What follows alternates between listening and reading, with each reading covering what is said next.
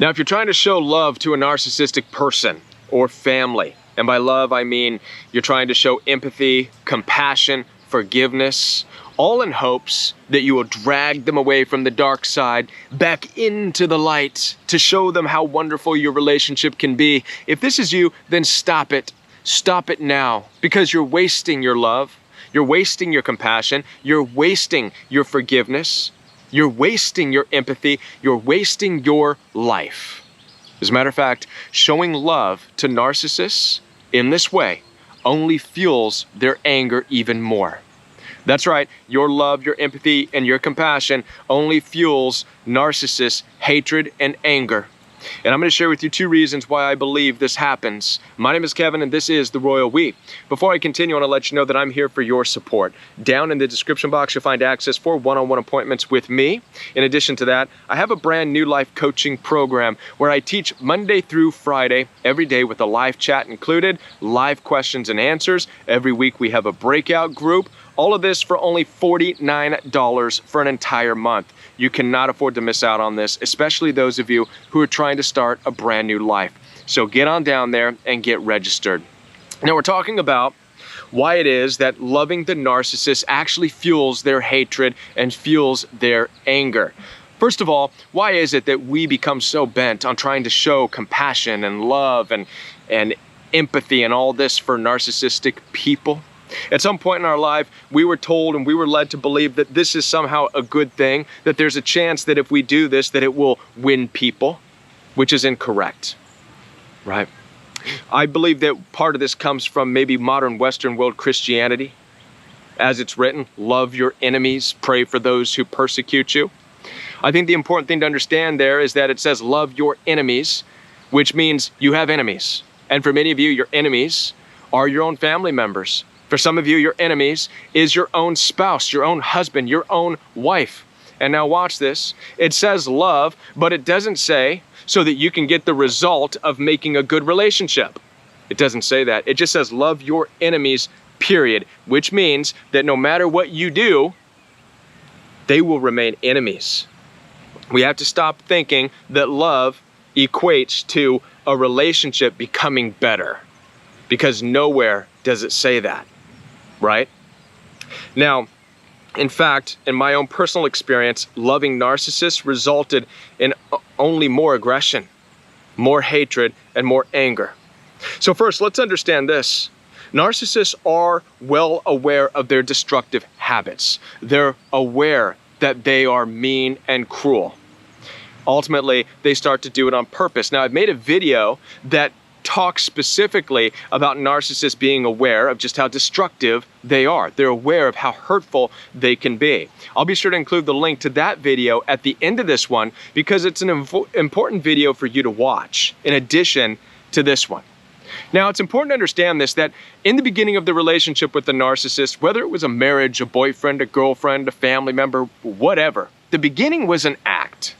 Their best foot was put forward. Everything was fun, and everything about them that they don't like, that they know is destructive, and they don't really like that they're destructive, or maybe they do, I don't know. But no matter what, the things they know in life are destructive, they hide. Not very good, they drop all kinds of red flags, but for the most part, they hide it. They put on an act. The moment you experience the first narcissistic rage, that's the moment where the mask slips, so to speak. Maybe it's the moment where fight or flight enters into your body for the first time because of something they said or something that they did. When that happens, that's when the narcissist breaks character. That's when the script, they go off script, they break their character, so to speak. The act is over. The narcissist knows it, and you know it. You know something was wrong. The narcissist also knows, uh-oh, I just broke character. This is important for you to understand. Now, typically what happens with you is you might say, okay, no big deal. Maybe they were just having an off day. You see, you're not realizing, or you didn't realize yet that they broke character. You didn't realize yet that they went off script. You are thinking, or maybe you thought that maybe they just made a mistake. Maybe they just had a rough day. I made that mistake of thinking that way too. And as a result, what we typically do is we brush it off. Okay, all right, it was rough. Something jumped inside of me. I experienced fight or flight, but it's okay, no big deal. No big deal. I'm going to brush it off. I'm going to do the Christian thing, and I'm going to love them. I'm going to show them compassion. I'm going to show them empathy. I'm going to show them that I'm tough. I can handle it. Not a big deal. Let's go back to the relationship and make it work. And so we go back. And now this is where we start to experience some strange things with narcissists. Because what happens is we start to see that they're more angry. They're more intense. They're more destructive than ever before. When we think it should be the opposite. You're going to go in and think, okay, no big deal. I'm going to show them love, compassion, kindness, and we'll get back to the way the relationship was. There's no going back for the narcissist once they break character. There's no going back. They now know that that character is dead. They now know that you have seen them for who they are. Actually, narcissists fall into their most vulnerable state after their first episode of narcissistic rage. That's when narcissists are their most vulnerable, because now they're standing there naked. They realize that you see who they are deep down. Okay? And now you also see something about the narcissist deep down, don't you? You're like, whoa. Okay? So a couple things happen. One, you're going to start to show up and show love to these people, and they're going to be disgusted. This is one thing that I've experienced, and this is the one reason. This is reason number one why I believe that it fuels their hatred. They're actually going to be disgusted that you continue to try to show forgiveness, empathy, and love. Now that they know that they broke character and that they're vulnerable as a monster, now they're looking at you like, why are you still showing love and care and concern and empathy towards a monster? They're looking at you like something's wrong with you. That ends up being, you're disgusting. What kind of a disgusting person would like a monster? What kind of disgusting person likes people who hurt others? This is weird because it's coming from the people, it's coming from the person who hurts others, but they're looking at you as disgusting for wanting to have empathy and compassion on people who hurt others. I've experienced this. It's the strangest thing. When I experienced the onslaught of the jabs and the assaults, the verbal assaults from the narcissistic in-laws I was dealing with, I brushed them off thinking I was doing the good Christian thing, and I kept walking into their house to spend time with these people. We would visit these people, and I would bring a presence of grace and peace with me and joy. I'd come in smiling, saying, "How are you?" I wanted to show them love, and I was getting the strangest looks of disgust from these people. And I kept walking away saying, what am I doing wrong? I would go to the church and say, what am I doing wrong? These people are looking at me and talking to me like they want to kill me, and all I'm doing is trying to bring a spirit of peace. The church, by the way, was not able to help me at all. They said, their answer was, well, keep showing them love. You might be the only love they see. And I'm like, something's wrong. The love that I'm showing, the peace that I'm bringing is irritating these people. I was trying to shake my pastors and say, you don't get it. They're irritated and they're offended by this peace and by this grace that I'm offering. As a matter of fact, if looks could kill, they would have killed me a bunch of times. I'd be dead, right? They're offended, and this is because narcissistic people enter that place that once you know and once you see who they really are, they then become disgusted that you would have compassion and empathy. You might as well tell them that you have compassion and empathy towards thieves, murderers, and burglars, and that you think they're loving and great people and you want to hang out with them. Narcissists see you like that and they're like, what's wrong with you? That's reason number one. That's how I felt their stares as I would walk in to spend time with them, to show them compassion. Reason number two is because narcissistic people, in a way, also in their competitive nature, they view any love and compassion and empathy that you show them as actually something that you have that puts you above them. Now, we all know that narcissists are grandiose personalities. They have to be the best at everything. So by you coming across as somebody who has love and compassion and empathy, it automatically puts you in a position of authority. After all, you're the one saying, I'm going to love you anyways. I'm going to have compassion for you. I'm going to show you empathy. I'm going to show you kindness. To a narcissist, it's no. How dare you say that you are going to do anything like that for me? I am the one that's going to show you love. Yeah, narcissists go there.